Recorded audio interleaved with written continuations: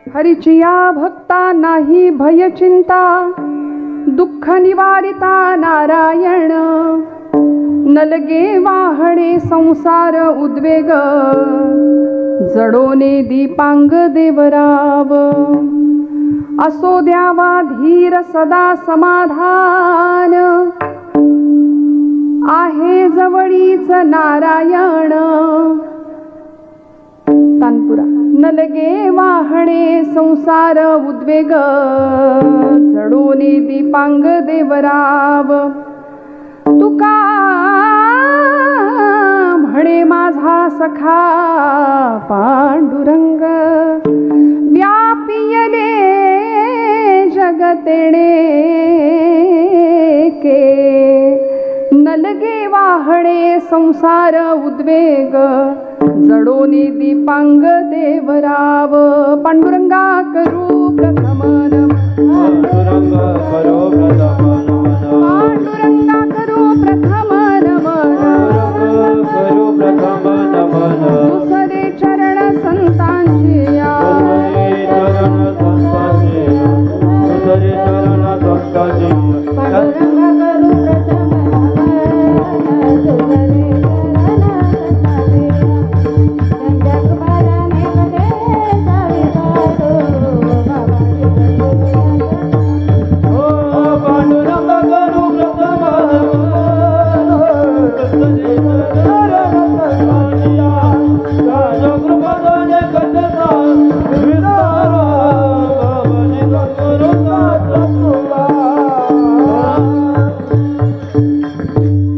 पांडुरंगा करू प्रथम प्रथम नमन, दुसरे चरण संतांचिया.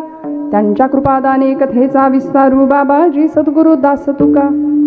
ओम नमो ज्ञानेश्वरा, करुणाकरा दयाळा. तुमचा अनुग्रह लाधलो, पावन झालो चराचरी. मस्तक हे पायावरी या वारकरी संतांच्या. ब्रह्मानंदं परमसुखदं केवलं ज्ञानमूर्तिं, द्वन्द्वातीतं गगनसदृशं तत्त्वमस्यादिलक्ष्यम्. एकं नित्यं विमलमचलं सर्वधी साक्षीभूतं. तन्पुरद्या भावातीतं त्रिगुणरहितं सद्गुरुं तन्नमामि. समचरण सरोजं सान्द्रनीलाम्बुदाभं, जघननिहितपाणिं मण्डनं मण्डनानां. तरुण तुलसी माला कन्धरं कञ्जनेत्रं, सदयधवलहासं विठ्ठलं चिन्तयामि. योऽन्तः प्रविश्य मम वाचमिमां प्रसुप्तां, सञ्जीवयत्यखिलशक्तिधरस्वधाम्नाम्. अन्यांश्च हस्तचरणश्रवणत्वगादीन् प्राणान् नमो भगवते पुरुषाय तुभ्यं. ये ग विठाबाई, ये ग विठाबाई, ये ग विठाबाई, ये ग विठाबाई,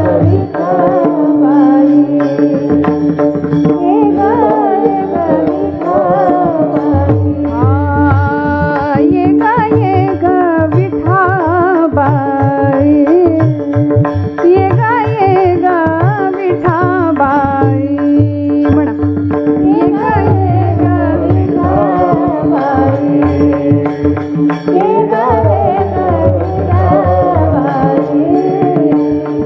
माझे पंढरीचे आई, माझे पंढरीचे आई. भीमाणी चंद्रभागा, भीमाणी चंद्रभागा. म्हणा माझे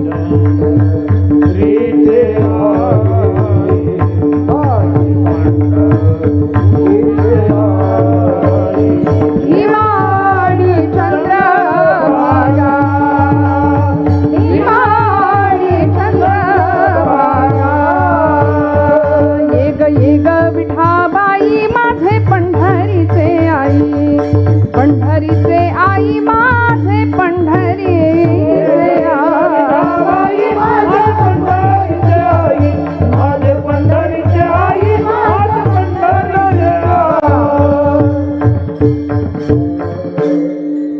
कर जोडून या पायी ठेवी तसे माथा तुका विनवी पंढरीनाथा रंगी ओढवावी रंगकथा पुरवी मनोरथा माय बापा आपदामपहर्तारं दातारं सर्वसंपदां लोकाभिरामं श्रीरामं भूयो भूयो नमाम्यहं श्रोते तुम्ही महेशाची या मूर्ती मी दुबळा अर्चितसे भक्ती बोल जरी गंगावती तरी स्वीकाराल की विठ्ठल विठ्ठल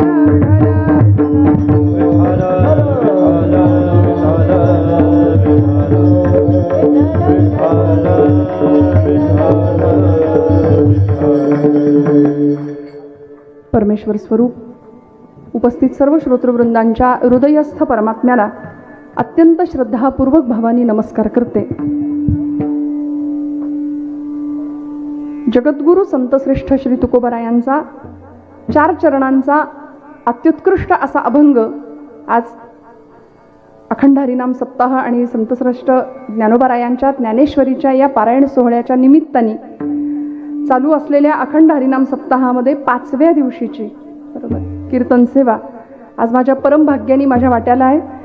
जगद्गुरु वैराग्य रागरसिक असलेले देहूचे सुप्रसिद्ध संत जगद्गुरु संतश्रेष्ठ श्री तुकोबाराय यांचा गोड असा अभंग आज निरूपणाकरता घेतलाय की ज्यामध्ये महाराजांनी हरिभक्त कुणाला म्हणायचं, भक्ताची अवस्था काय असली पाहिजे, भक्ती केल्याने भक्ताला मिळणारे लाभ कुठले कुठले आहेत आणि भक्तांनी कुठल्या नियमांचं पालन केलं म्हणजे पांडुरंगाशी विशिष्ट नात्यामध्ये एकरूप होता येतं, या सगळ्याचा खुलासा तुकोबाराय या अभंगात करतात. विठ्ठल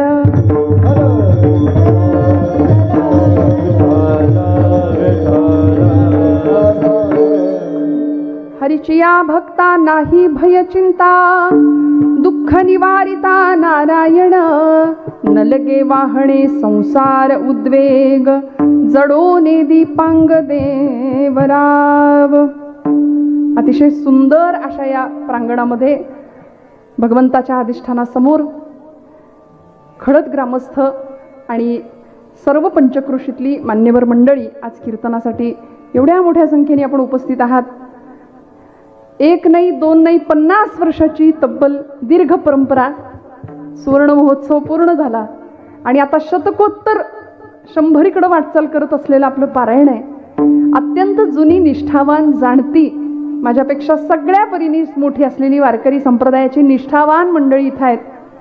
कार्तिक स्नानाचा अतिशय सुंदर असा शुभारंभ आणि अतिशय सुंदर असा हा पर्वकाळ आहे आणि या पर्वकाळाच्या औचित्यावर आपण सगळी मंडळी 52व्या वर्षाच्या या वर्षीच्या पारायण सप्ताहामध्ये मला अतिशय सुंदर अशी संधी आपण सगळ्यांनी उपलब्ध करून दिली आणि आपल्या सगळ्यांच्या दर्शनाचा योग माझ्या वाट्याला आणून दिला. मी मनापासून उपस्थित सर्व श्रोतृवर्ग, श्रोते तुम्ही जगदीश मूर्ती असं म्हणून परब्रह्म स्वरूपातल्या सर्व श्रोत्यांना मनापासून वंदन करते, नमस्कार करते.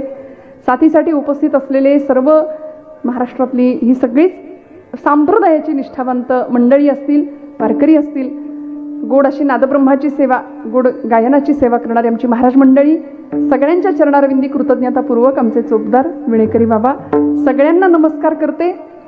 ज्यांच्या निमित्ताने मी आज इथं आले किंवा ज्यांच्या माध्यमातून आज आपल्या सगळ्यांच्या दर्शनाचा योग माझ्या वाट्याला आला असे आपल्या गावचे सुपुत्र, मोठी माणसं मोठीच असतात असं म्हणतात, त्यांच्या सहवासात थोडंसं राहिल्यानंतर कळलं बापरे आपण कुणाच्या सहवासात आहे. म्हणजे इतक्या सगळ्या पद्धतीने असं हे व्यक्तिमत्व या गावचे पण आपल्या मातीशी आणि गावची नाळ कायम जोडलेली आहे असे परम आदरणीय सन्माननीय माननीय कृष्णकांत आबा काका रासकर मनापासून त्यांना नमस्कार करते. ज्यांच्या माध्यमातून आज खरं तर त्यांचा हट्ट, त्यांचा आग्रह आणि एक विशिष्ट आशीर्वादाची भावना म्हणजे वडिलांच्याकडे बघताना किंवा तो आदर जसा वाटावा तसं त्यांच्याविषयी कायम एका पहिल्या भेटीत वाटावं इतकं गोड व्यक्तिमत्व आहे. आणि आमचे आंद्रे काका पुण्यावरून त्यांच्याबरोबर आलेले आहेत. सगळीच मंडळी ही सगळीच मंडळी कुणाच्या नावाचा उल्लेख करू, खरं तर आज ज्यांच्या नेतृत्वाखाली हे सगळं पारायण किंवा मंडळ सुरू आहे अशी पंचक्रोशीतली गावातली सगळी मान्यवर वारकरी निष्ठावंत मंडळी, व्यासपीठाचं नेतृत्व करणारे गुरु महाराज असतील किंवा आमचे देशमाने महाराज असतील, बरोबर ना, राजमाने महाराज, कातबाणे. बर बर बर.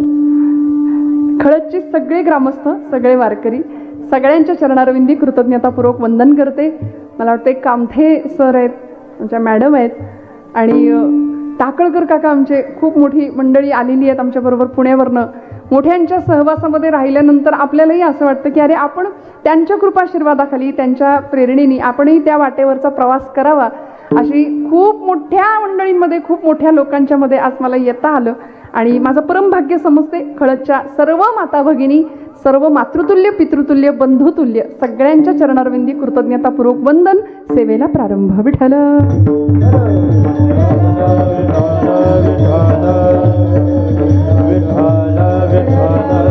कवरदा हरी विठ्ठल श्री ज्ञानदेव पंढरीनाथ भगवान.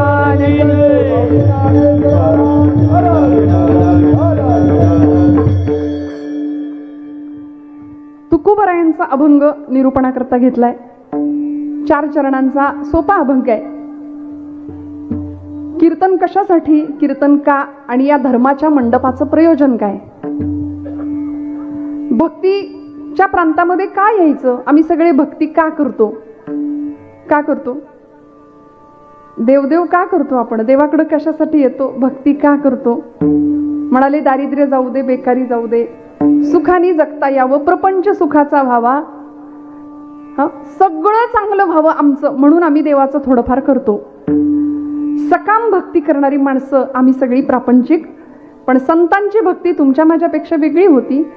भगवंताकडून कुठल्याच अपेक्षेशिवाय निष्काम भक्ती, जी सर्वश्रेष्ठ भक्ती आहे, सलोकता, सरूपता, समीपता आणि सायुज्यता अशा सायुज्य पदावर नेणारी भक्ती, देवाकडे जावं आणि देवच व्हावं अशा उच्च कोटीची भक्ती संतांनी केली.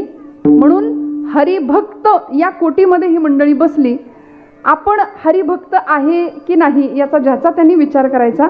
आणि आपण भक्ती करतो, जुनं वाक्य कीर्तनकारांच्या मुखातलं ऐकलेलं आहे, दुर्दैव जावं याकरता भक्ती करायची नसते, दुर्दैवाचे घाले सहन करण्याची शक्ती मिळावी याकरता भक्ती असते. विठ्ठल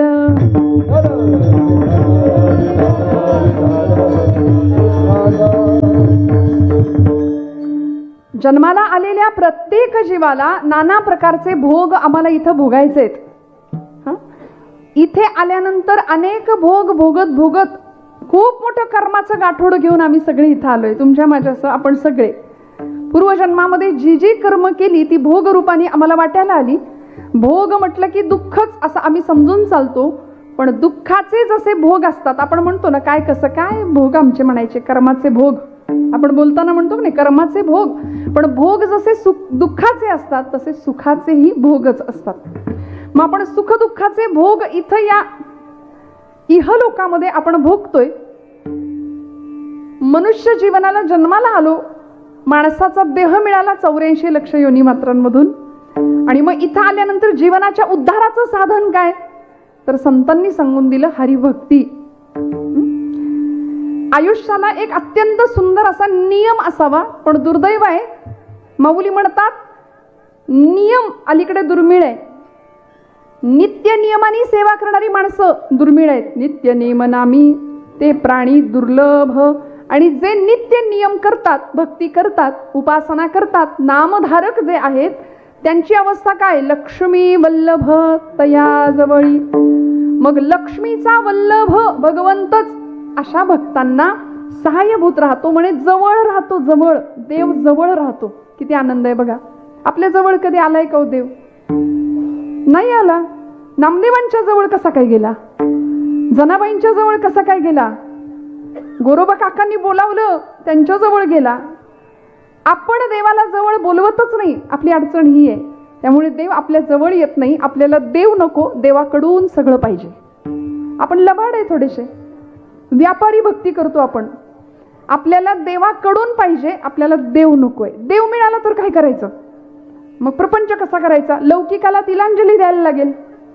महाराज म्हणाले डोळ्यामध्ये धूर भरल्यासारखे आपण वागतो.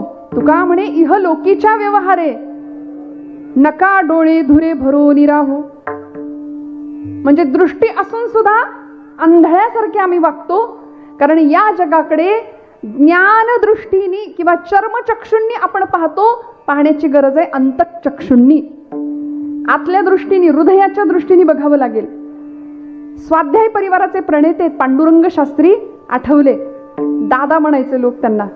ते म्हटले आपण भक्ती करतो, नाही असं नाही, आपण सगळं बघतो, पण आपलं बघणं हे फक्त दृश्य होतं, कारण आपण चर्मचक्षुंनी, आपण डोळ्यांनी पाहतो म्हणून ते दृश्य होतं.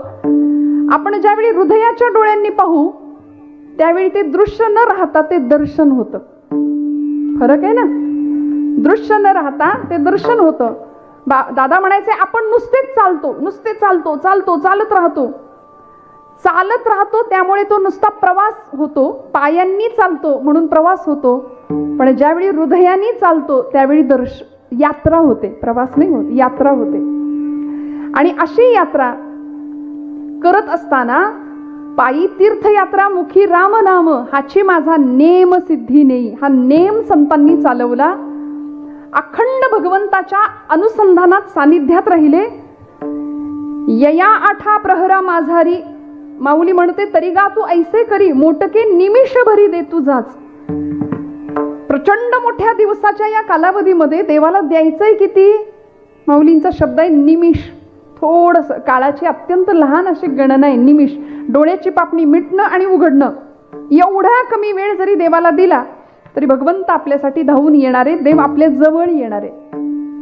संतांच्या जवळ भगवंत आला, आपल्या जवळ देव येत नाही, कारण आमचं लक्ष देवापेक्षा प्रपंचामध्ये जास्त आहे, भौतिकामध्ये जास्त आहे, इहलोकामध्ये जास्त आहे. ही भौतिकातली समृद्धी कशी वाढावी याकरता जीवनाची सगळी धडपड आणि सगळी खटपट आहे.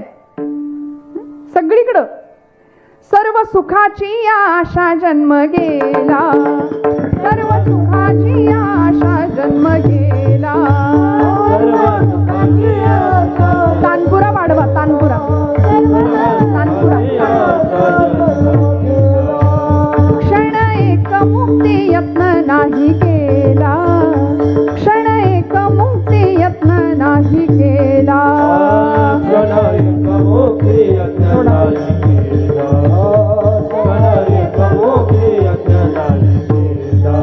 हिंडता दिशा शिण पावला, हिंडता दिशा शिण पावला.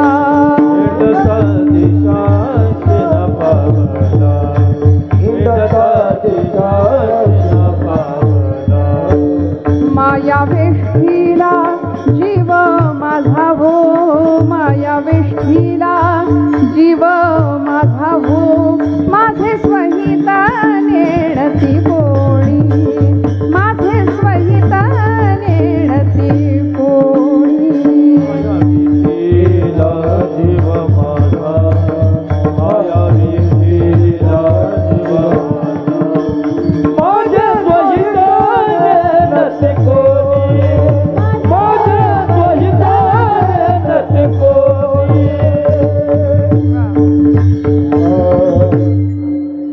सगळा जन्म सुख मिळावं या अपेक्षेमध्ये आमचा चालू आहे, धावपळ चालू आहे अखंड. परिणाम काय हो? दाही दिशा आम्ही भरकटतोय, फिरतोय, इथं सुख मिळेल, तिथं सुख मिळेल. हिंडता दिशा सीण पावला आणि आयुष्याला क्षीण करून घेतला. माऊली काय म्हणतात माहितीये? सायास करीसी प्रपंच दिननिशी.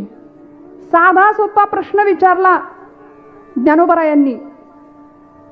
प्रपंचासाठी वाटेल ते सायास करायला तयार आहेत, सगळी धडपड, सगळ्या खटपटी करायला तयार आहे. आणि किती? प्रपंच दिननिशी. नुसतं दिवसभर नाही, ओव्हर टाइम सुद्धा करतोय आम्ही. रात्रंदिवस कशा करता? प्रपंचा करता. रात्रंदिवस कशा करता? संसारा करता. प्रपंच दिननिशी. माऊली प्रश्न विचारतात, हरिसी न भजसी कवण्या गुणे. भगवंताला कधी भजायचं? आयुष्य निघून चाललं पुढे. त्यामुळे भक्तीच्या प्रांतामध्ये भक्ती करायला जर आम्ही आलो ना, तर सगळं बाजूला पडावं आणि एक भगवंत आपला वाटावा, सगळ्या सुखाचा त्याग व्हावा आणि परम सुख, सर्वोच्च सुख, ज्या सुखाचा पत्ता सगळ्या संतांनी दिलाय. तुका म्हणे माझे हेची सर्व सुख पाहीन श्रीमुख आवडीने. आणि असं सुख जर मिळालं तर मग जो खरा भक्त असतो की नाही, त्याला कुठल्याही पद्धतीची विवंचना नाही, त्याला कुठल्याही प्रकारची चिंता नाही, त्याला कुठल्याही प्रकारचा उद्वेग नाही. सध्या थोडंसं मोकळं सोडा माईक, रिवर्ब दिला तरी चालेल, बोलताना सहजता मिळू दे. विठ्ठल विठ्ठल.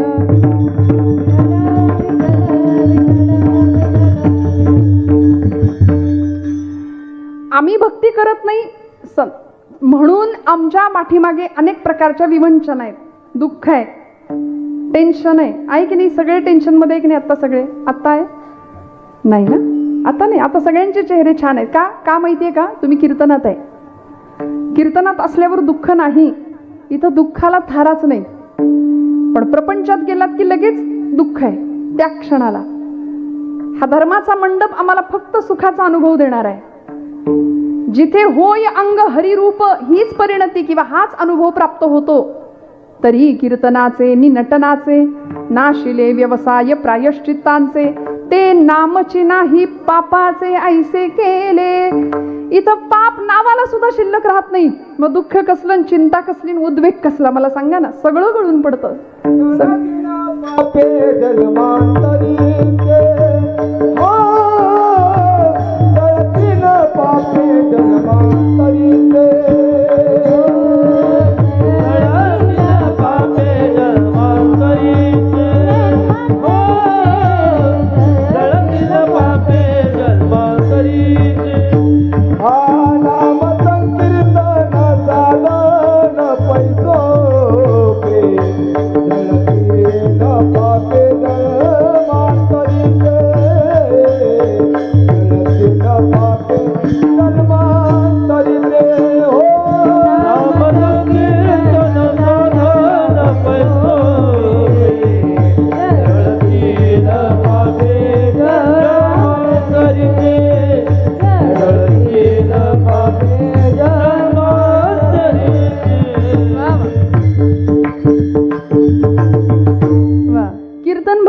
नामस्मरण भक्ती, अर्चन भक्ती, श्रवण भक्ती, नवविधातली कुठलीही भक्ती करा, परिणाम काय होतो? जळतील पापे जन्मांतरीची.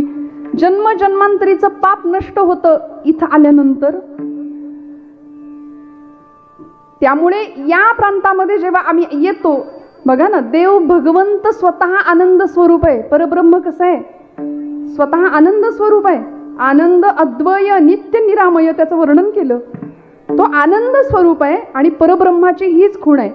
एकटा होता तो.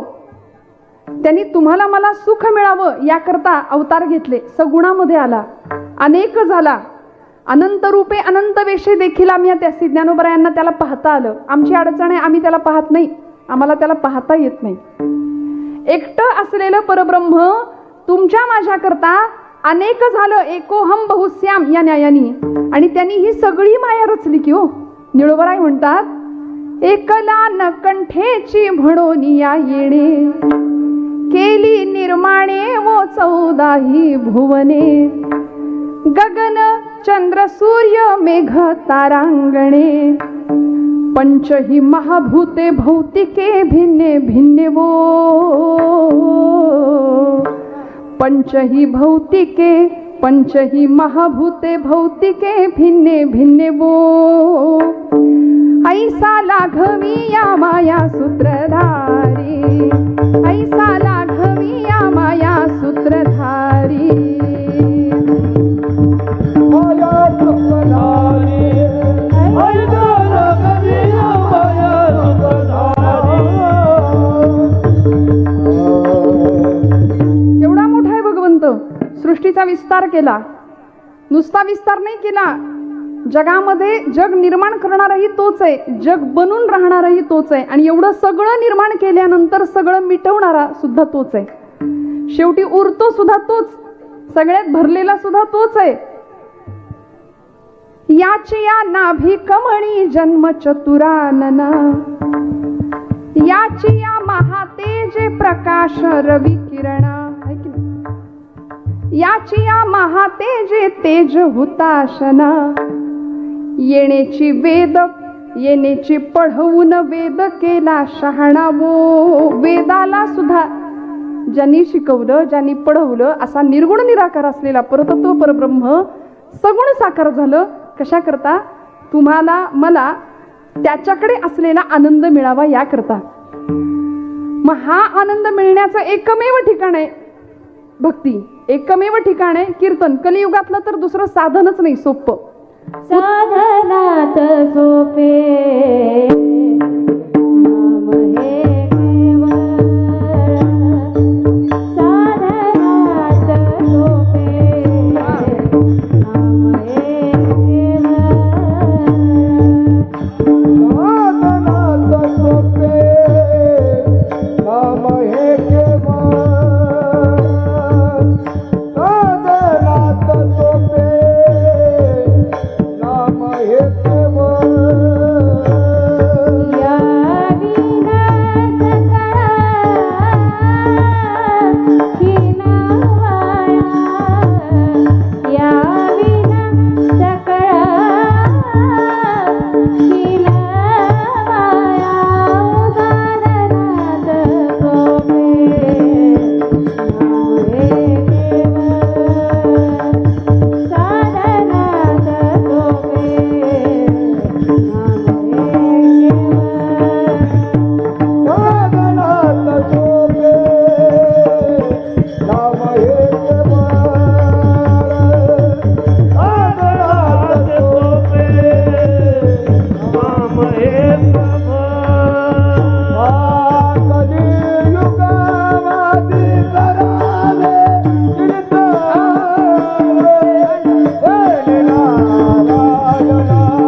हे नारायण जय नभे, हे नारायण जय नभे. कलियुगामध्ये करावे कीर्तन,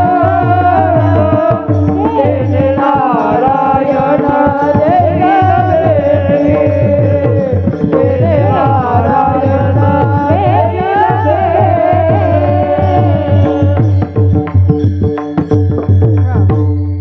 कलियुगा माझी करावे कीर्तन, तेणे नारायण देईल भेटी. भगवंत भेटायला येतो जेव्हा आम्ही भक्ती करतो. मग ती भक्ती निष्काम असली तर भगवंत तुमच्या माझ्या सगळ्या लाभाच्याच गोष्टी करतो. त्यामुळे एकदा आम्ही भक्त म्हणून सिद्ध झालो किंवा एकदा आम्ही भक्ती करायला लागलो की आम्हाला काय काय मिळतं, काय मिळत नाही सांगा? सगळी सुख इथं प्राप्त होतात की जी आम्हाला प्रपंचामध्ये भौतिक जगामध्ये मिळत नाहीत. प्रपंचामध्ये आम्ही सुख शोधतो पण ते दुःखाचं आगर आहे, सगळं दुःखच आहे तिथं. मामासाहेब दांडेकर म्हणायचे की प्रपंचामध्ये सुख शोधतो म्हणजे मिरच्यांच्या बाजारामध्ये जायचं आणि म्हणायचं खाव्याचे पेढे देता का किलोवर. अहो तिथं ठसकाच लागणार आहे, तिथे डोळ्यात पाणीच येणार आहे. दुःखमय असलेला संसार तुम्हाला संसार दुःख मूळ, चहूकडे इंगळ, विश्रांती नाही कोठे. रात्रंदिवस तळमळ, काम क्रोध लोभ ज्योती, पाठी लागली ओढाळ. कवनामी शरण जाऊ, दृष्टी देईल निर्मळ. सर्व जाऊ देवाचा, देवा उपकारी अंधळा दृष्टी देतो, त्याचे नाव मी उच्चार. सगळ्या संतांनी सांगून दिलं संसार दुःख मूळ. ताईंनी गायलेली चाल आपल्या सगळ्यांच्या परिचयाचे. मित्र म्हणते ती कीर्तनाला न येणाऱ्यांच्या सुद्धा परिचयाची आता आहे की नाही? सगळ्यांना माहिती आहे संसार दुःख मूळ. म्हणजे आम्ही एवढं करुण चालीमध्ये दुःखमय संसार आहे हे 1000 वेळा गातो पण संसार सुटत नाही. दुःखमय असलेल्या संसारामध्ये आम्ही तिथंच रमतो आणि सुखाच्या व्यर्थ आणि खोट्या अपेक्षेमध्ये रमतो. त्यामुळे वाट्याला येते ती चिंता आणि चिंता चिता समायुक्ता बिंदुमात्रम विशेषतः निर्जीवम दहते चिता सजीवम दहते. चिंता मेलेल्या शरीराला जाळण्याचं काम कोण करतं? चिता. आणि जिवंत शरीर आणि जिवंत मन जाळण्याचं काम करतं ती चिंता. म्हणून शारीरिक आजार ज्यावेळी आपल्याला होतात की नाही 99% आजार चिंतेमुळे जास्त होतात. म्हणून जर आरोग्य संपन्न शरीर हवं असेल ना तर चिंता नाही करायची. सगळी चिंता भगवंतावर सोपवली की संतांनी. मग आम्हाला सोपवायला काय जातंय? त्याचेच आम्ही अंश आहोत. सगळी चिंता त्याच्यावर सोपवली ना की मग कुठल्याच काळजीचं कारण राहत नाही. आपल्या शारीरिक आधी व्याधी, मानसिक आधी व्याधी या सगळ्या आमच्या शरीरावर येतात ना. आधी मन आजारी पडतं, मग शरीर आजारी पडतं. त्यामुळे मानसिक सगळे रोग शरीराकडे नेतात आम्हाला. त्यामुळे मग शारीरिक आधी व्याधी. मग शरीराने जो धर्म सांभाळला गेला पाहिजे, नामस्मरण झालं पाहिजे. शरीरम आद्यम खलु धर्म साधनम. शरीर हे धर्माचं साधन आहे, भक्ती करण्याचं एकमेव साधन आहे. तेच जर सतत आजारी राहिलं तर भक्ती कशी करायची. म्हणून चिंता सोडून द्यावी. करायचंच असेल तर चिंतन करायचं, कारण चिंता आम्हाला चितेकडून येते आणि चिंतन चैतन्याकडून येतं. मग असं चिंतन व्हावं. चिंतने चिंतने तद्रूपता. आणि मग आम्ही तद्रूप अवस्थेला गेल्यानंतर हरिभक्त ठरू. त्यावेळी आम्हाला काय लाभ मिळतो. अभंगाचं प्रथम चरण. हरिची अभक्ता, हरिचे अभक्ता, हरिचे अभक्ता, नाशे भयचा. हरिची अभक्ता, हरिचे अभक्ता, हरिचे अभक्ता, नाशे भयचा. हरिची अभक्ता, हरिची अभक्ता, हरिची नाही भयाचे. हरिची अभक्ता, हरिची अभक्ता, हरिची अभक्ता, नाही भयाचे. दुःखाने मारी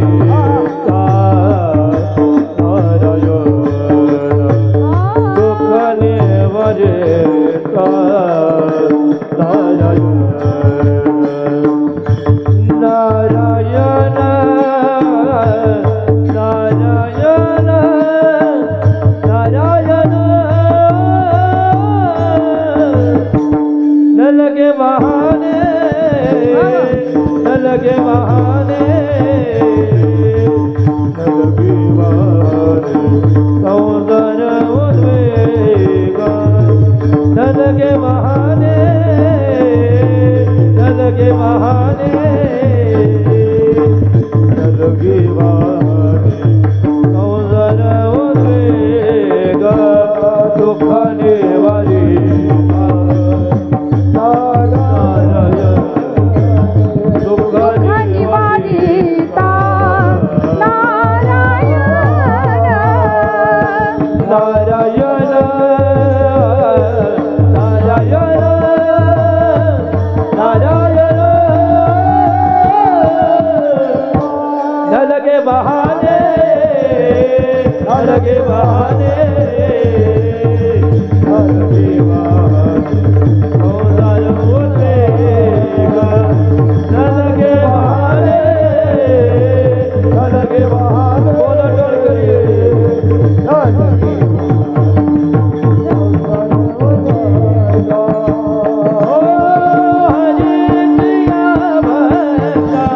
हरी बोल. नाशे भयाचा, हो दुःखाने मारेचा, दुःखाने मारेचा. नारायण हरिचे नाही भयाचा, दुःखाने मारेचा.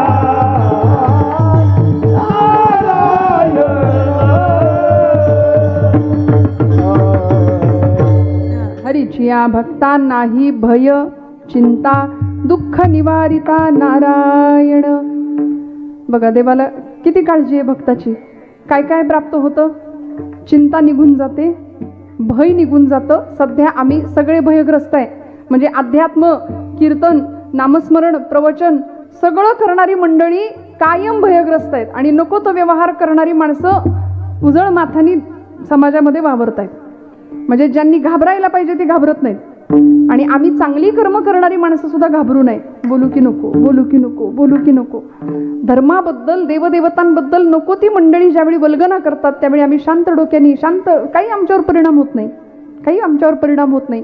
त्यामुळं भक्त हा निर्भय बनतो. सगळ्यात पहिला लाभ आहे. हरिची या भक्तांनाही भय चिंता. वैराग्य शतक आणि नीती शतक 2 ग्रंथ लिहिणारे भर्तृहरी नावाचे राजे संस्कृत सुभाषितकार कवी होऊन गेले. त्यांनी फार सुंदर वर्णन केलं वैराग्य शतकामध्ये. 9 प्रकारची भय माणसाला सतत त्रास देतात. प्रापंचिक माणसाला आम्ही सगळे भयात आहोत. तुम्ही म्हणाल नक्की काय म्हणायचे? बघा 9 प्रकारची भय सांगितली. भोगे रोग भयम, कुले च्युती भयम, वित्ते नृपालाद भयम, माने दैन्य भयम, गुणे खल भयम, रूपे जरायात भयम, शास्त्रे वादी भयम, खले रिपु भयम, काये कृतांतात भयम, सर्वे वस्तु भयान्वितम, भुवि नृणाम वैराग्यमेवा भयम. विठ्ठल विठ्ठल.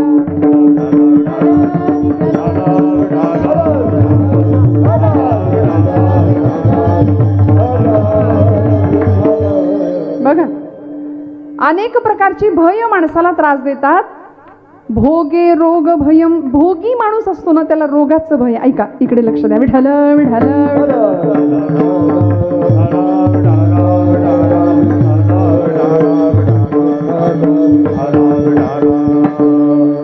भोगी मनुष्य असतो. भोगामध्ये आनंद मानणारा माणूस आहे, जीव आहे. त्याला रोगाचं भय आहे. सुभाषितकार म्हणाले कुले च्युती भयम. कुलवान माणूस असतो ना, कुळाचा प्रचंड अभिमान असतो, त्याला पदच्युत होण्याची भीती असते, ज्याला सन्मानाची कायम भूक असते. बघा 100 माणसांनी चांगलं म्हटलं आणि 100पैकी 1 माणूस म्हणजे 99 माणसं आपल्याला चांगलं म्हणतायत आणि 1 माणूस जर आपली निंदा करतोय तर आपलं 99कडे लक्ष नसतं, त्या एकाकडे लक्षच असतं की त्यांनी मला चांगलं म्हटलं पाहिजे. सभेमध्ये आपला प्रवेश झाला आणि 100पैकी 99 माणसं उठून उभी राहिली तर आपलं तिकडं नाही लक्ष देत. तो का नाही उठला मला बघून, त्यांनी मला राम राम का नाही केला भेटल्याबरोबर, काय अडचण आहे नेमकी. दिवसभर आमचं डोकं पोखरतं. ठीक आहे. कुले च्युती भयम, वित्ते नृपालाद भयम. वित्त म्हणजे सगळ्यांना माहिती, काय हे काही सांगायची गरज नाही. सध्या सगळी भूकच आहे, त्याचीच आहे. सध्या काय भूक आहे? सत्ता, संपत्ती, पैसा, ऐश्वर्य, मान, मरातब, सन्मान, याच्या आम्ही मागे आहोत ना सध्या. त्यामुळे म्हणाले वित्ते नृपाला भयम. ज्याच्याकडे भरपूर पैसा आहे, भरपूर इस्टेट आहे. आता नृप म्हणजे राजा. राजाला खूप पैसा असला की थोडक्यात काय, राजाचं भय असतं. ज्याच्याजवळ भरपूर पैसा आहे त्याला राजाचं भय. राजा म्हणजे आत्ताच्या काळातले इन्कम टॅक्स. वित्ते नृपाला भयम, माने दैन्य भयम. मानी माणूस असतो ना, अहंकारी माणूस असतो, ज्याला सतत मानच पाहिजे असतो. दुर्योधनाची अवस्था तीच होती की नाही, ज्याला सतत मान पाहिजे असायचा. म्हणून तर देवाच्या उशेशी बसला तो, पायाशी नाही बसला. पायाकडच्या बाजूला बरीच जागा होती, पण तो म्हणाला हा कृष्ण आज द्वारकेचा राजा झाला, पण याच्या पायाशी मी कशाला बसू, मी हस्तिनापूरचा सम्राट आहे, मी याच्या उशाच्या बाजूला बसला.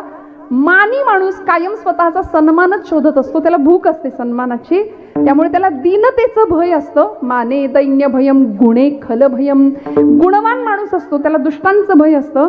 रूपे जरायात भयम. आता काय बोलू, रूपवान माणूस असतो की नाही, बघा ना. म्हणून तर सौंदर्य प्रसाधनं किती चालली, महिला वर्ग आहे की नाही. रूपे जरायात भयम. बरं त्यांचंच नाही, तुमचं सुद्धा सांगते. 40शी मध्ये एखादा केस लुकलुकला तर आपल्याला किती वाईट वाटतं, सांगा ना, खरं सांगा. वाटतं ना. मग आपण काय करतो, हेअर डाय. परवा एका कीर्तनामध्ये मी असं म्हटलं, मला सगळे काळ्या केसांची माणसं अपेक्षित आहेत. मला म्हणायचं होतं तरुण मंडळी पाहिजेत समोर. 60-70 ओलांडलेली माणसं शक्यतो जास्त कीर्तनाला असतात. तरुण लोकांना वाटतं हा आमचा प्रांतच नाही, हा आमचा विषयच नाही. हे सगळे ज्यांना काही जमत नाही ते धोतर नेसतात, ज्यांना काही जमत नाही ते कीर्तन करतात बहुतेक. त्यामुळे ती मंडळी फार इकडे वळायला नकार देतात, नाही आवडत 60-70 ओलांडल्यानंतर. म्हणून मला आपलं असं वाटलं की छान एखादा विषय सांगावा, मस्त. मग तरुणांची अपेक्षा जास्त आहे कीर्तनामध्ये, तरुणांची संख्या असावी. मी म्हटलं मस्तपैकी जरा काळे केस उद्या करून, काळे केसांची मला अपेक्षा आहे. म्हटलं तरुण मंडळींची अपेक्षा आहे. लोक हुशार हो, डाय करून आले, सगळे डाय करून आले आणि आम्ही सगळे जागेवर डाय. विठ्ठल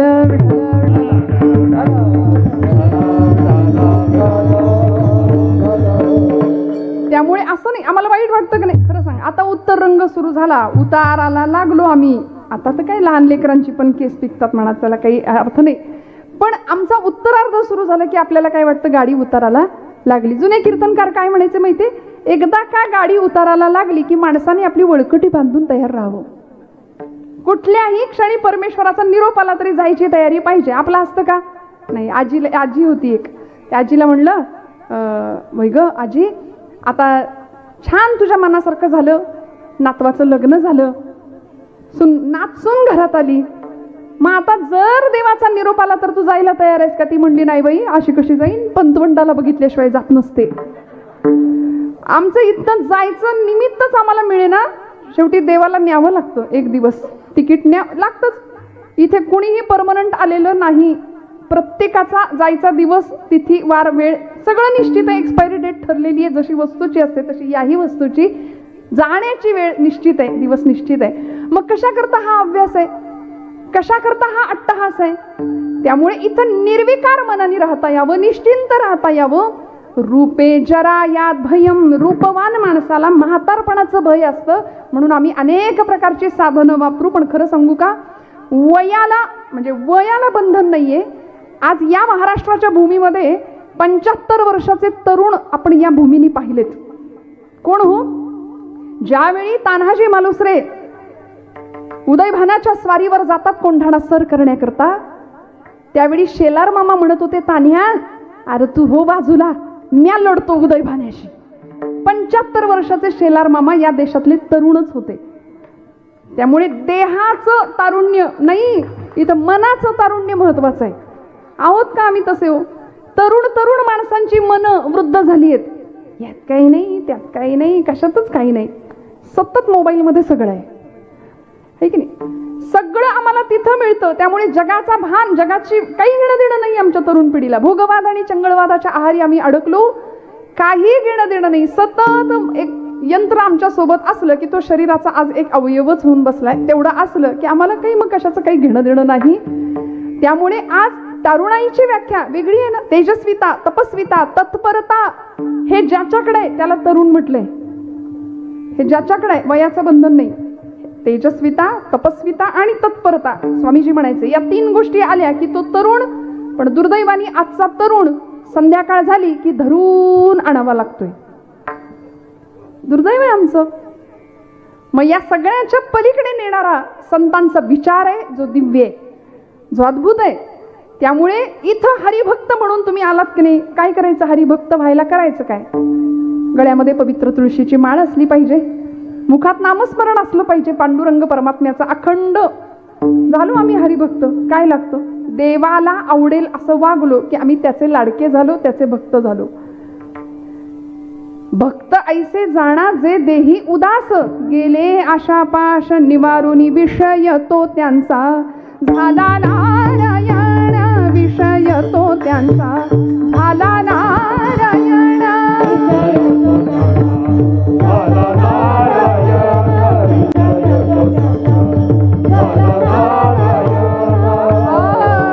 नावडी जनधन माता पिता, नावडी जनधन माता पिता, विषय तो त्यांचा झाला नारायण, विषय तो त्यांचा झाला नारायण. नावडी जनधन माता पिता, नावडी जनधन माता पिता, विषय तो त्यांचा झाला नारायण, विषय तो त्यांचा झाला नारायण.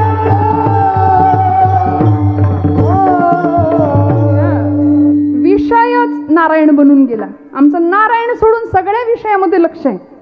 मन एव मनुष्याणाम कारणम बंधमोक्षयोः, बंधाय विषयासंग मुक्तै निर्विषयम स्मृतम. सगळ्या बंधाला कारण असलेलं मन आम्हाला स्वस्थ बसू देत नाही. त्यामुळे संतांचा, भक्तांचा विषय एकच होता, मनाचं अधिष्ठान एकच होतं, विषय तो त्यांचा झाला नारायण. भक्त त्याला म्हणायचं. खरा भक्त निर्भय असतो. रूपे जरायात भयम, रूपवान माणसाला म्हातारपणाचं भय आहे. शास्त्रे वादी भयम, शास्त्र चर्चा करणारी माणसं वादविवादात अडकत नाही. खरं पांडित्य ज्यांच्याकडे असताना ती बघा मौनात समाधान मानतात. शांत राहणं, बाष्कळ बडबड फार चांगली नाही. नाहीतर सारखं पट्टा चालूच असतो काहींच्या तोंडाचा. कायम कायम बडबड, दिवस उजाडला की रात्री झोपेपर्यंत, नाही का? आपल्या इथं कुणी असं नाही, असं मी समजते.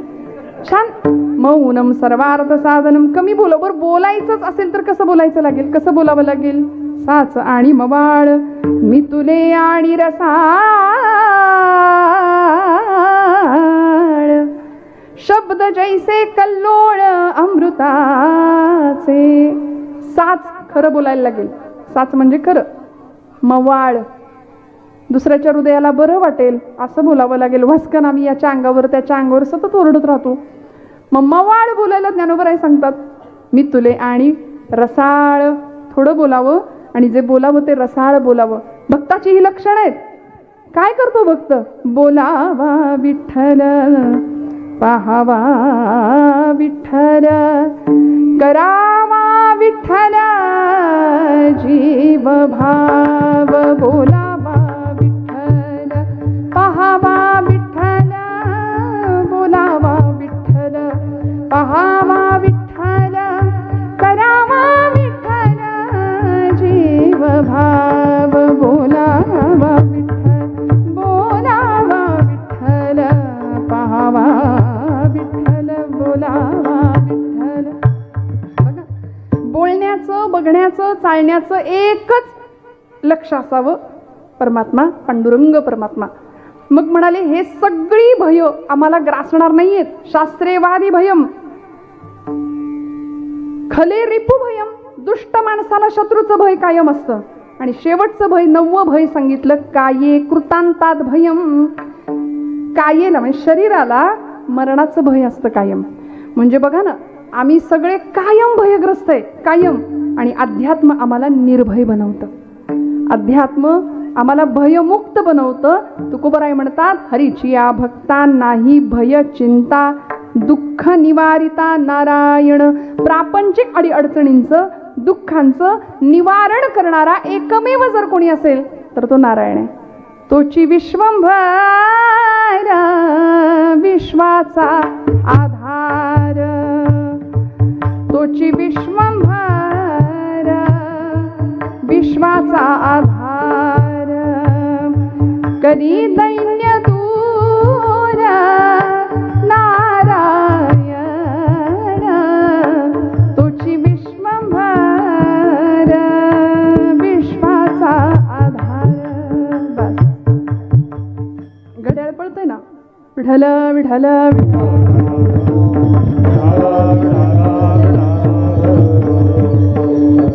सगळ्या जगाचा आधार आणि सगळ्या जगाचा पालनकर्ता भगवंत आहे. त्याच्यावर सोपवावं. तुकोबरायांनी सोपवलं की नाही हो?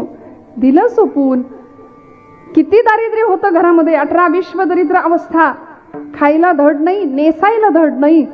पण ज्यावेळी 12 वर्ष दुष्काळजन्य परिस्थिती, जवळ होतं नव्हतं ते सगळं दिलं ना लोकांना, सगळं दिलं. आपली तशी भावना असते का? आपली संस्कृती आपल्याला सांगते देणाऱ्याने देत जावे, घेणाऱ्याने घेत जावे. आणि घेणाऱ्याने घेता घेता एक दिवस देणाऱ्याचे कापून घ्यायचे का इथनं, हातच घेऊन टाकायचे.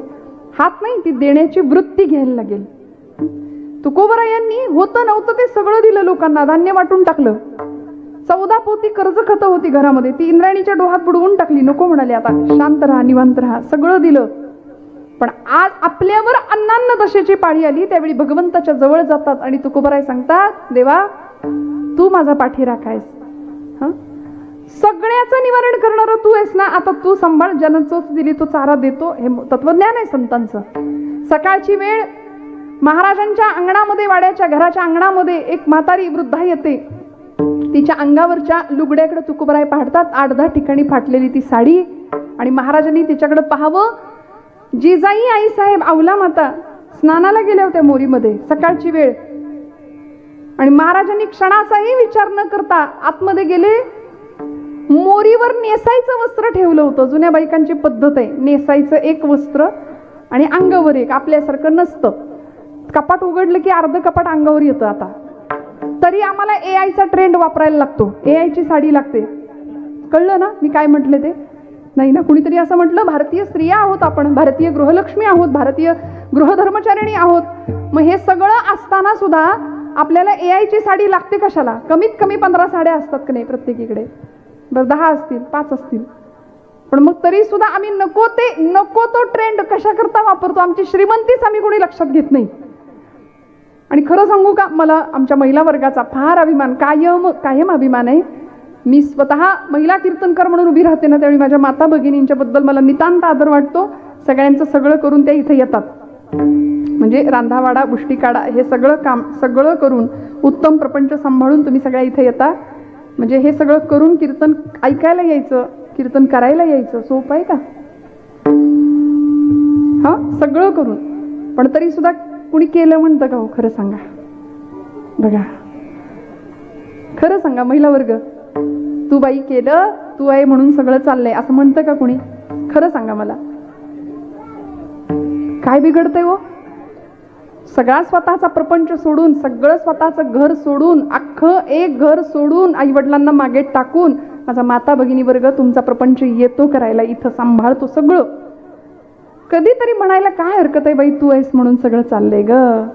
अहो मुठभर मांस वाढेल बघा, किती आनंद मिळेल. खरं आहे की नाही माता भगिनी? मी चुकीचं बोलतेय का? म्हणून मी नेहमी असं सांगेन, जगातल्या सगळ्या डिग्र्या एका बाजूला आहेत. तुम्ही किती मोठे असा तुमच्या क्षेत्रामध्ये, तुम्ही कलेक्टर असा, IAS असा, DSP असा, नाहीतर अजून कोणी मोठ्या पातळीवर असा, मोठ्या हुद्द्यावर असा, जगातल्या सगळ्या डिग्र्या एका बाजूला आहे. पण भारतीय गृहिणी ही डिग्री एका बाजूला आहे. तिची ताकद कशातच नाही, कशातच नाही. तिला वगळून काहीच होऊ शकत नाही. भारतीय कुटुंब व्यवस्था, भारतीय गृहिणी, भारतीय गृहलक्ष्मी, या सगळ्या आमच्या महिला वर्गांच्या मध्ये हे सगळं दृश्य दिसतं. एकदा टाळ्या वाजवा तुमच्या सगळ्यांसाठी. बघा किती आनंद, कसे चेहरे खुललेत फक्त बघा आता जरा. हा, किती आनंद आहे बघा ना.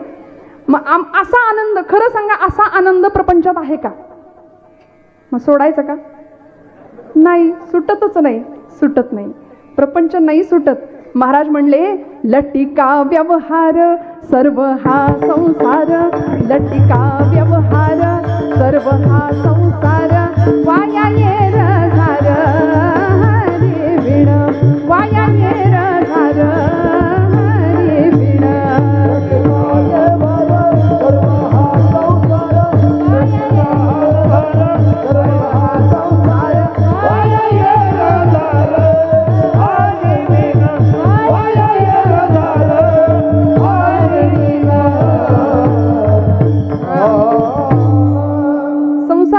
ज्ञानोबरायांनी सांगून दिलं ना हरिपाठात.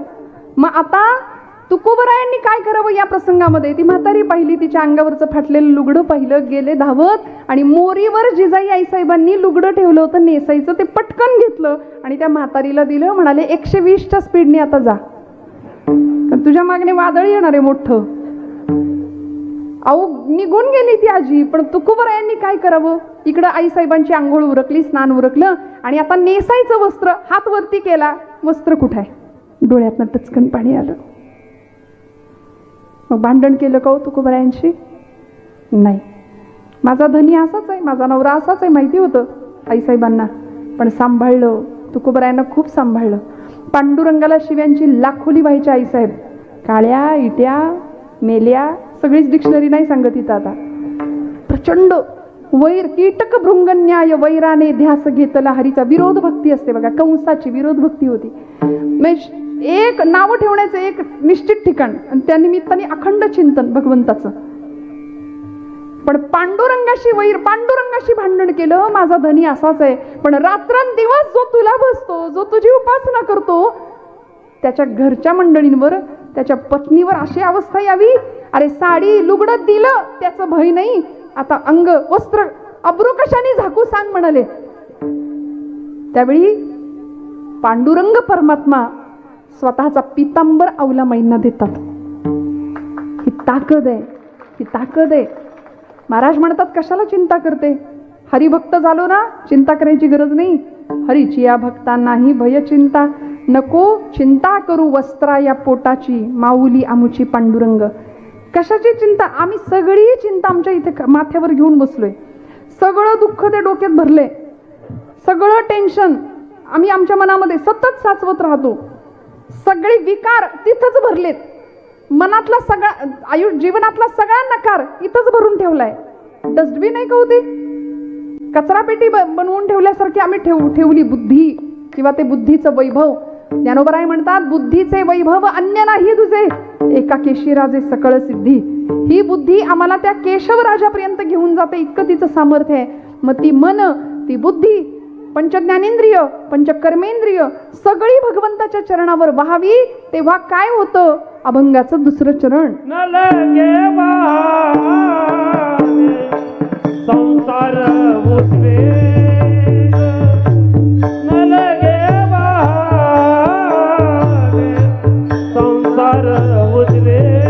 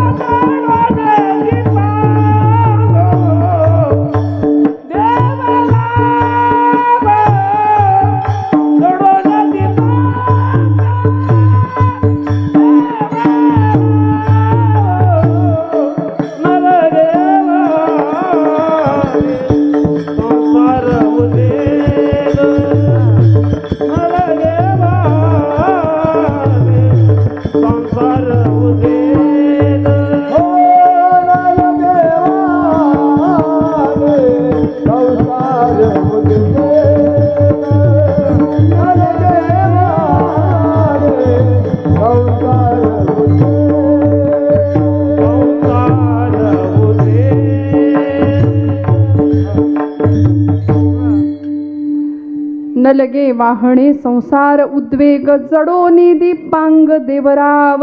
संसाराचा उद्वेग किंवा संसाराचा क्षीण दुःख करून घेण्याची गरज नाही म्हणले, कारण जेव्हा आपण भगवंताच्या चरणावर समर्पित होतो तेव्हा देव आपला प्रपंच सुद्धा उत्तम करतो. फक्त त्याच्यावर सोपवता आलं पाहिजे. जडो निधी पांग देवराव, थोडंसं करा देवासाठी, देव भरपूर करतो, भरपूर करतो. आपले ब्रह्मचैतन्य गोंदवलेकर महाराज आहेत, गोंदवल्याचे महाराज म्हणायचे, माझ्या रामाकरता तुम्ही 2 पावलं चाला, माझा राम तुमच्याकरता 20 पावलं चालत येईल.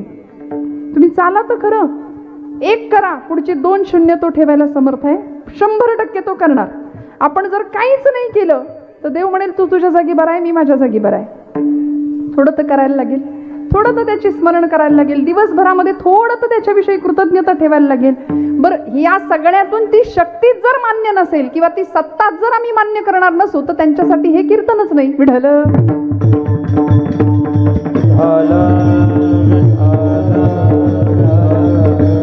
महाराज म्हणले, सकळ सत्ता तया हाती, माझी कीव काकुळती. सगळ्या जगाचा सत्ताधीश तो आहे, सगळ्या दोऱ्या त्याच्याकडे आहे, सगळ्या सूत्रधार तो आहे ना विश्वाचा.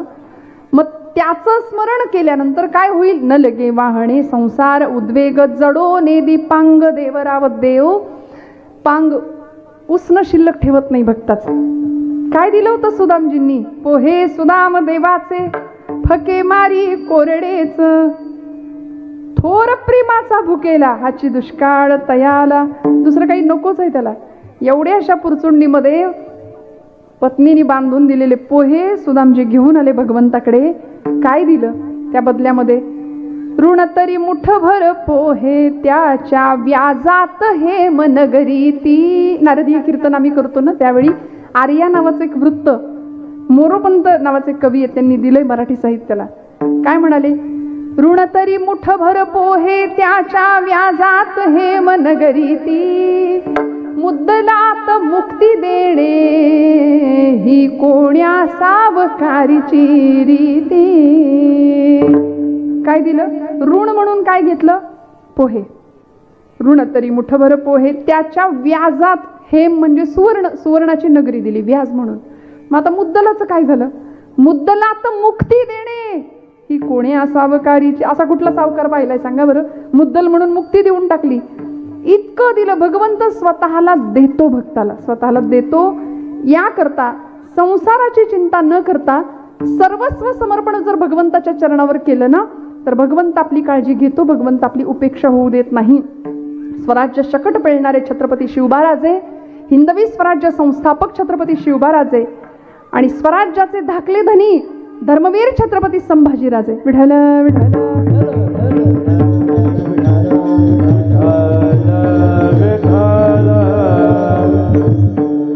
मला ठाऊक आहे ही पुरंदरची भूमी आहे, राजांची भूमी आहे. ज्या पुरंदरच्या किल्ल्यावरती स्वराज्याच्या धाकल्या धन्याचा जन्म झालाय, ज्या धाकल्या धन्यांनी स्वतःच्या देहाची पर्वा न करता सर्वस्व समर्पण केलं. कुठं? स्वराज्य माऊलीच्या चरणावरती दिलं ना, चिंता नाही केली पुढे काय होईल. औरंगजेब किती आमिष दाखवत होता, तुला अमुक करीन, तुला तमुक करीन, अरे सगळ्या हिंदुस्थानचा नवाब तुला बनवून टाकीन, सगळ्या हिंदुस्थानचा बादशाह तुला बनवून टाकीन, तू फक्त इस्लाम धर्म कबूल कर. काय आमिष होतं?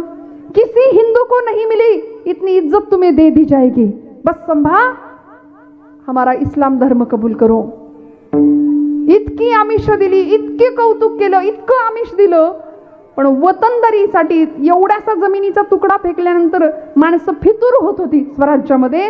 पण तिथं स्वराज्याचा धाकला धनी, स्वराज्याचे राजे छत्रपती संभाजी महाराज, औरंगजेबानी हिंदुस्थानचा बादशाह बनवीन असं आमिष दाखवून सुद्धा संभाजीराजे सांगत होते, अरे हाट, मला नको तुझा धर्म, कारण तुझ्या या बेगडी वैभवापेक्षा माझ्या बापानी कमावलेलं स्वाभिमान नावाचं वैभव कितीतरी मोठं आहे, कितीतरी मोठं आहे. हरिभक्त असा असतो, भगवत भक्त असा असतो, राष्ट्रभक्त असा असतो की ज्याला भय नाही कुठल्या पद्धतीचं, चिंता नाही कुठल्या पद्धतीची. न लगे वाहणे संसार उद्वेग, जडो ने दीपांग देवराव. कुठल्याही पद्धतीचं उसणं भगवंत शिल्लक ठेवत नाही. काय दिलं होतं आमच्या शबरी मातेनी? असं काय दिलं होतं देवाला? धन, संपत्ती, ऐश्वर्य, सत्ता आपण देतो, थोडंसं काहीतरी देतो, माझं नाव घ्या बरं का, माझं नाव घ्या. आम्हाला तर चिठ्ठीच येते समोर. कधी कधी कीर्तनाला जाताना प्रवासातच फोन, ताई येतोय बरं का, म्हणजे ते समजून जायचं. विठ्ठल विठ्ठल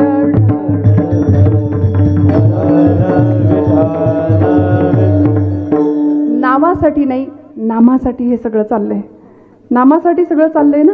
मग बघा काय दिलं होतं शबरी मातेने. अहो उष्टी बोर आडून दिली हो.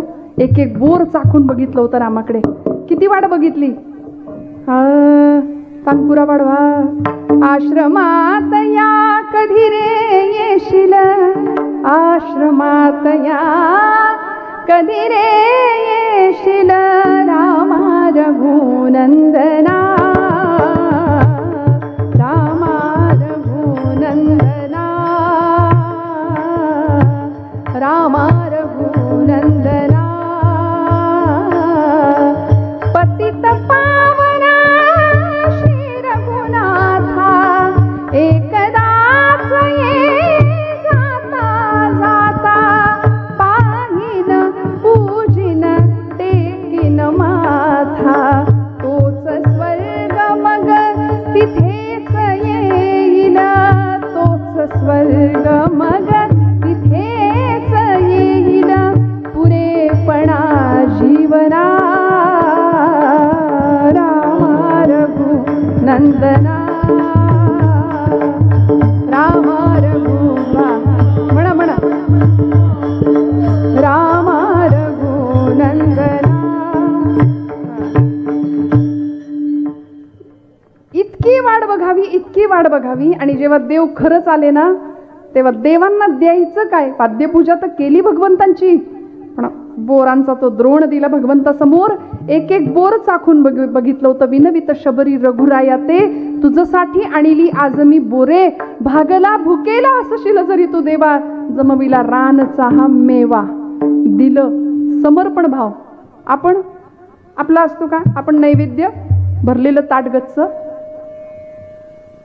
स्वस्तिक करायचं, ताट ठेवायचं, पाणी फिरवायचं आणि देवाला नैवेद्य आपण फक्त दाखवतो. खायचं नाही, खाल्लं तर बघ, ते फक्त बघ, दाखवतोय. ही आमची भावना. आणि लगेच त्या ताटावर नाव लिहिलं, आव ते ताट तेवढं तुम्ही घ्या नैवेद्याचं. आधीच नाव कोरलेलं असतं त्याच्यावर. देव कसा घेईल? दर्शनशास्त्र सांग, देव सुगंध रूपाने येतो. तुम्ही दिलेल्या किंवा समर्पित केलेल्या अन्न प्रसादाचा फक्त सुगंध घेऊन जातो आणि ते अन्न नाही राहत, तो प्रसाद राहतो. मग तो प्रसाद तयार होतो. त्यामुळे भोजनाला बसलो ना आपण, बघा कधी जेवायला चाललोय, बरं हे जेवण तरी बरं, काही मंडळी म्हणतात गिळलं का आज? हे किती वाईट आहे सांगा ना. चांगलं बोलावं, झालं का गिळून?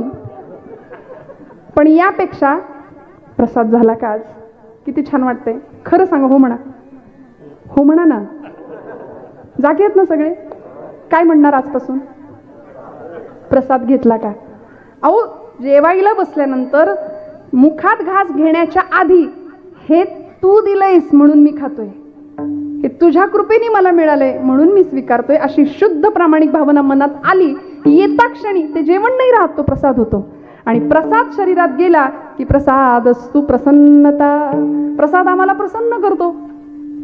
मुखातनं का वाईट शब्द येतील, त्यामुळे इतका सगळा आनंद भक्तीमध्ये. देवाला फक्त द्यायचंय, थोडं द्यायचंय, थोडं द्यायचंय. भगवंत आपली सगळी जबाबदारी घ्यायला तयार आहे. न लगे वाहणे संसार उद्वेग जडो ने दीपांग देवराव.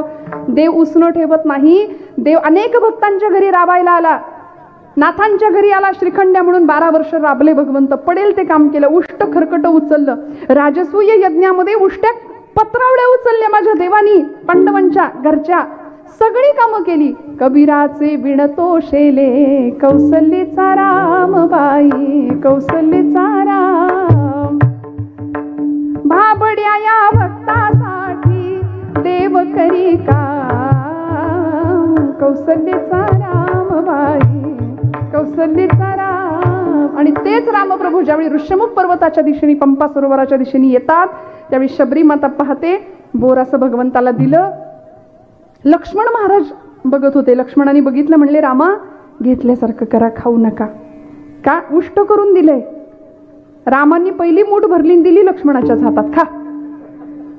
लक्ष्मणाने खाल्ल्यासारखं करावं, मागच्या मागे असं दिसू नये म्हणून. आपण पण असंच असतो. आपल्याला वाटतं देवाचं लक्षच नाही आपल्याकडे.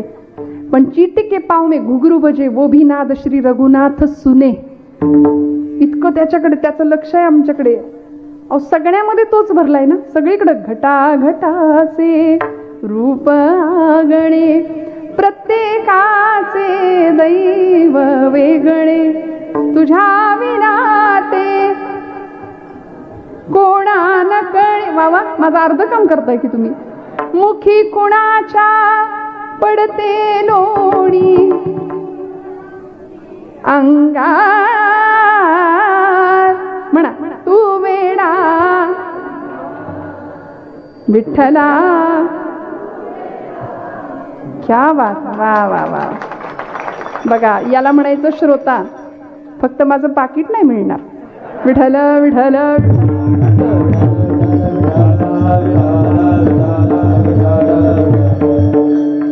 गंमत म्हणून विषय सोडून द्या बरं का, फार सिरियसली घेऊ नका.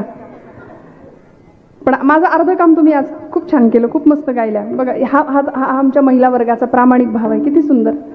मग प्रत्येक घट एकासारखा जरी दिसत असले तरी हा देहाचा घट सुद्धा एकसारखा दिसत असला तरी एका घटामध्ये गायीचं पवित्र लोणी आहे, दुसऱ्या घटामध्ये अग्निसंस्कारासाठी लागणारा अग्नी आहे. प्रत्येकाचं नशीब वेगळं आहे. पण तरी सुद्धा मिळालेलं सगळं जीवन तुझ्या कृपेने मिळालंय म्हणून प्रसाद म्हणून स्वीकारलं संतांनी, महापुरुषांनी. तक्रार नाही केली, तक्रार नाही केली. भगवंताचं आपल्याकडे लक्ष आहे, आपल्या तक्रारीच खंडीवर असतात. ह्याच्यात काही नाही, त्याच्यात काही नाही. काय रे देवा, बघवलंच नाही तुला म्हणून त्याचं काही नाही. तो कशातही नाही, तो आपल्या पापातही नाही आणि तो आपल्या पुण्यातही नाही. आपणच आपले भोग कर्माचं गाठोडं, मी पहिल्यांदा सांगितलं ते घेऊन आलो ना, ते इथं भोगतोय. आणि हे भोग भगवंतालाही चुकले नाहीत. त्यामुळे फक्त भोग, तुका म्हणे एका जनार्दनी भोग प्रारब्धाचा, हरिकृपे त्याचा नाश. भोग भोगायचेच आहेत, पण भोग कमी करण्याचं किंबहुना भगवंताच्या कृपेने नाश होण्याचं सामर्थ्य सुद्धा भगवत भक्तीमध्ये आहे. त्यामुळे जे दिलं ना संतांनी ते समर्पण भावाने दिलं. भगवंत प्रभू रामचंद्रांना समर्पण भावाने दिलं. भगवंत म्हणले, आता तुम्हाला काय पाहिजे आई, बोला. शबरी मातेने किती वाट बघितली होती देवाची. काय दिलं शबरीमाता म्हणाली, देवा काहीच नको आता, माझी ज्योत तुझ्या ज्योतीत विलीन होऊ दे, मला सायुज्यता मुक्ती दे, बस मला दुसरं काही नको आता. कारण हे 2 डोळे फक्त तुला बघण्यासाठी थांबलेत, बाकी देहात काही राहिलंच नाही, जरा जर्जर अवस्था झालेली देहाची. भगवंतांनी इथे शबरीमातेंना मुक्ती दिली आहे. पूर्णपणे समर्पण भावानी केलेली भक्ती आहे. विठ्ठल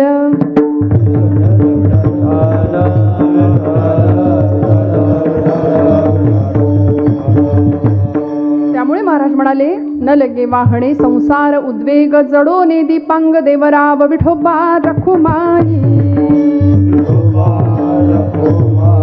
जय विठोबा रखुमाई.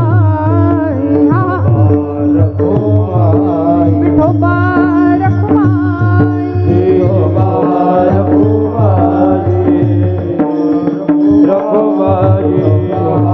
साहेबांच्या मंडळी मुक्तावहिनी इकडे या. मुक्ताताई महाराजांना हर घालायचा आहे.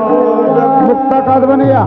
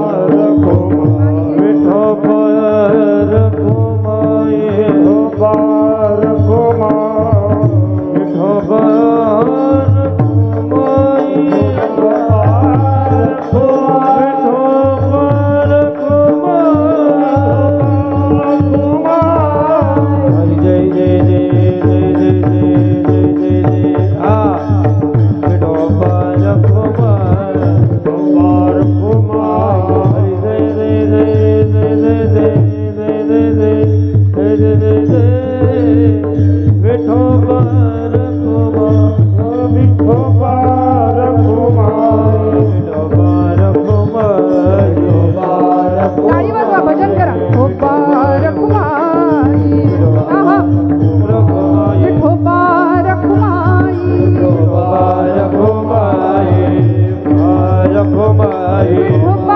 रखुमाई. टाळी टाळी भजन. विठोबा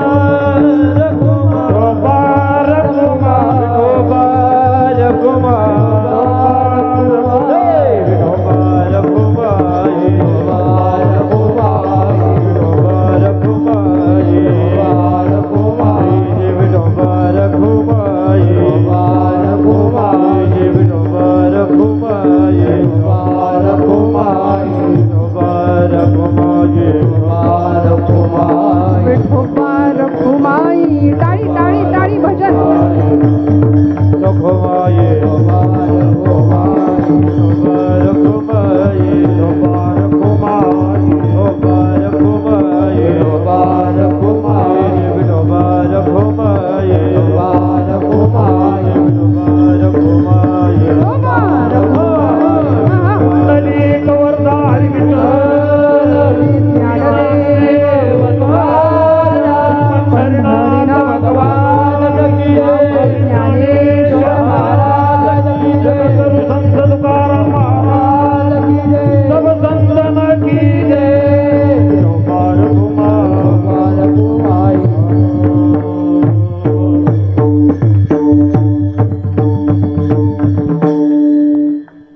हरिचिया भक्ता नाही भय चिंता, दुःख निवारिता नारायण. न लगे वाहणे संसार उद्वेग, जडोने दीपांग देवराव. हे सगळं आपलं कीर्तनकार मंडळींचं जे कौतुक करता की नाही, ते मला खूप आवडतं बरं का. हे सगळं एवढ्या मोठ्या स्वरूपामध्ये आपण सगळी हार आणता. हारासमोर शक्यतो हार पत्करत नाही कुणी, पण इतके हार गळ्यात घालून घेणं ही कृपा ज्ञानोबा तुकोबांची. आपण काय केलंय? एक हार गळ्यात सन्मानाचा घातला, गादीचा मान म्हणून, पण आपण काहीच नाही केलं. आपण काहीच नाही.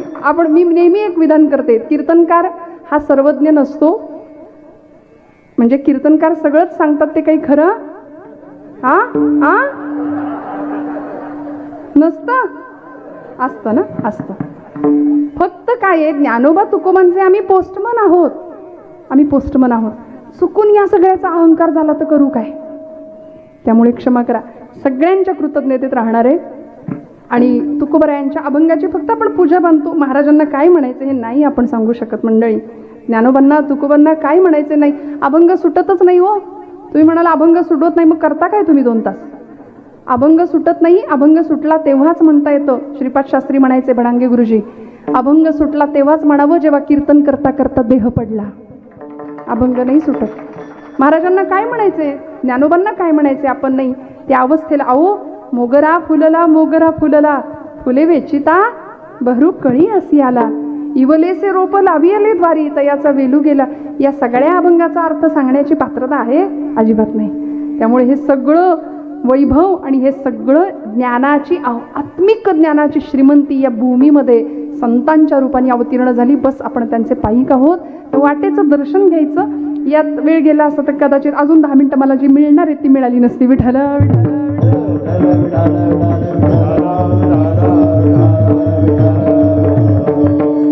भगवंत काही शिल्लक ठेवत नाही. पांग म्हणजे उसणं शिल्लक ठेवत नाही. भगवंत सगळ्यांचे उपकार व्यवस्थित फेडतो. दिवाळखोर नारायण त्याला बहुतांचे ऋण असं म्हटलंय. ऋणात राहतो देव. द्रौपदीने काय दिलं होतं? माझ्या द्रौपदी मातेने काय दिलं होतं देवाला? बोट कापलं, बोटाला कापलं म्हणून देव सगळीकडे गेले होते. रुक्मिणी आईकडे गेले होते. रुक्मिणी म्हणली माझी कांजीवरम आहे, माझी काही साडी महागातली आहे, ती काही मी तिची चिंधी फाडून द्यायची नाही. सत्यभामेकडे गेले, ती म्हणाली माझी तर शिफॉनची साडी आहे. सगळीकडे गेले. सुभद्राताईकडे गेले, सुभद्रा म्हणली नाही. विठ्ठल विठ्ठल विठ्ठल. कुणीच द्यायला तयार नाही. त्यावेळी भगवंतांना कापलंय किंवा बोटाला लागलंय हे ज्यावेळी द्रौपदीला कळलं, त्यावेळी द्रौपदीची अवस्था काय झाली हो? विचार नाही केला क्षणाचाही. भरजरी वस्त्र फाडलं टोक पदराचं आणि देवाच्या बोटाला बांधली चिंधी. काय परिणाम झाला? काय नातं होतं? पण देवाशी नात्याने बांधली गेली ही मंडळी. अर्जुनाचं नातं होतं देवाशी, सख्यत्वाचं, मित्रत्वाचं. द्रौपदीचं नातं होतं भगवंताशी, भगिनीचं. मीरेचं नातं होतं देवाशी, पती स्वरूपात कृष्णाला समजलं होतं. राधेचं नातं होतं. किती प्रेम करावं देवाशी, नात्याने जोडलं जावं, नात्याने जोडलं जावं. म्हणजे देव जवळचा वाटू लागतो, देव लांब नाही राहत. संतांनी देवाला जवळ केलं.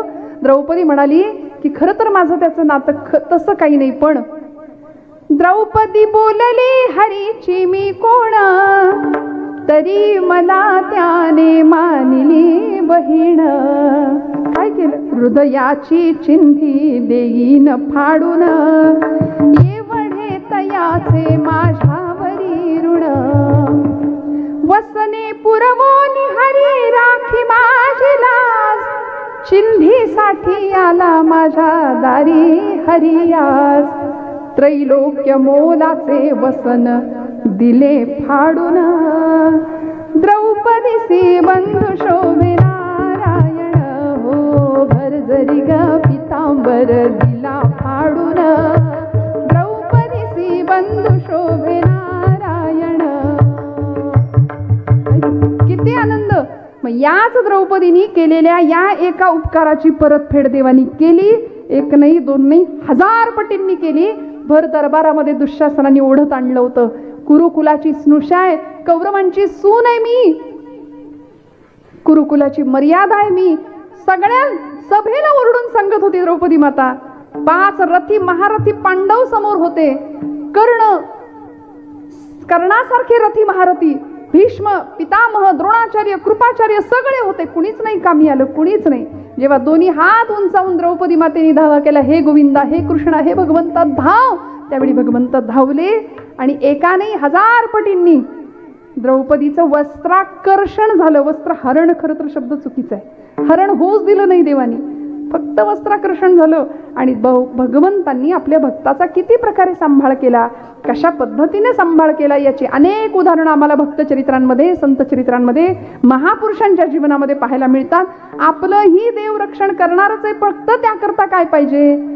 असो द्यावा धीर सदा समाधान, असो द्यावा धीर सदा समाधान. द्यावा धीर सदा समाधान असो द्यावा धीर सदा समाधान आहे नारायण जवळीच आहे जवळीच नारायण नलगे वाहणे संसार उद्वेग नलगे वाहणे संसार उद्वेग आहे नारायण आहे नारायण नलगे वाहणे संसार उद्वेग नलगे वाहणे संसार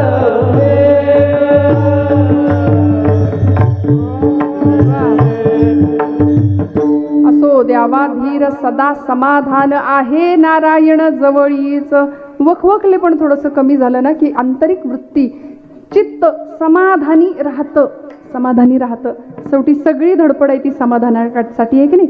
मोठा बंगला बांधला तरी त्यात राहणारं माणूस समाधानी असतंच असं सांगता येत नाही. राष्ट्रसंत तुकडोजी महाराज म्हणून तर म्हटले राजासजी महाली सौखे कधी मिळाली ती सर्व ही मिळाली या झोपडीत माझ्या.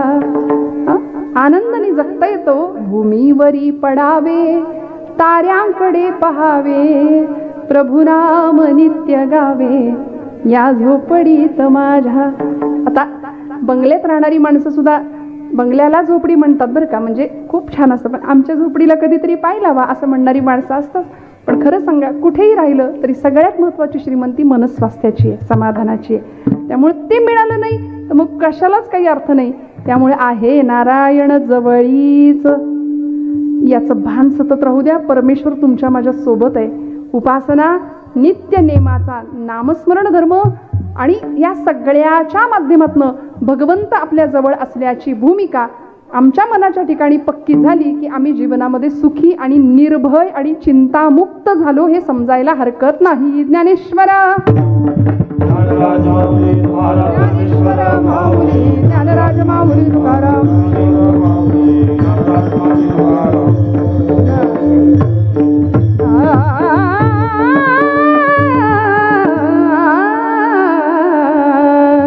तुका म्हणे माझा सखा पांडुरंग तुका म्हणे माझा सखा पांडुरंग तुका म्हणे सखा पांडुरंग तुका म्हणे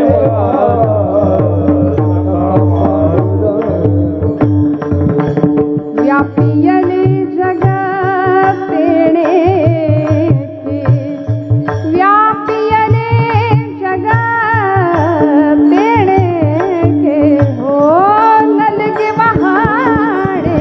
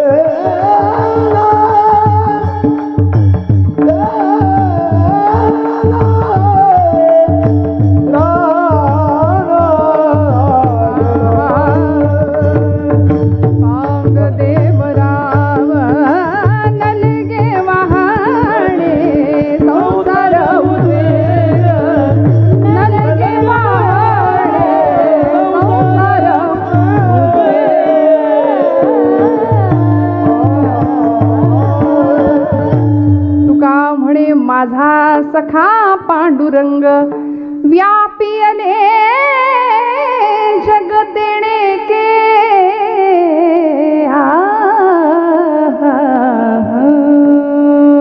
भगवंत ईश्वर सर्वभूतानां हृदयेर्जुन तिष्ठती भ्रामयन सर्वभूतानी यंत्रारूढानी मायया. सगळीकडे भगवंत आहे, सर्व भूतांच्या अंतरी हृदय महाअंबरी चित्तवृत्तींच्या सहस्रकरी उदयला असे जो. त्यामुळे त्याचं अस्तित्व, त्याचं व्यापकत्व पाहावं, त्याच्याशी विशिष्ट नात्याने जोडलं जावं. हा अभंगाचा मला जमलेला यथाशक्ती यथामती असलेला भावार्थ. एकदा मस्त भजन करायचं सगळ्यांनी. झालेली सेवा भगवंत चरणावर समर्पित करते. बोलत असताना काही वेडवाकडं गेलं असेल तर मोठ्या अंतकडाने क्षमा करा. सर्व खडत ग्रामस्थ, भजन मंडळ असेल, सर्व पारायण मंडळ असेल, वारकरी सर्व निष्ठावंत आमचे टाळकरी असतील, गायक वादक सगळ्यांच्या चरणारविंदी आमचे रासकराबा असतील आणि सगळ्यांनाच इथं असलेली काही विप्रमंडळी सगळ्यांना मनापासून वंदन करते. आणि एकदा भजन करूया. सगळ्यांनी हात उंच करायचे. खणखणीत नाम खणखणीत टाळी. तुकाराम तुकाराम तुकाराम तुकाराम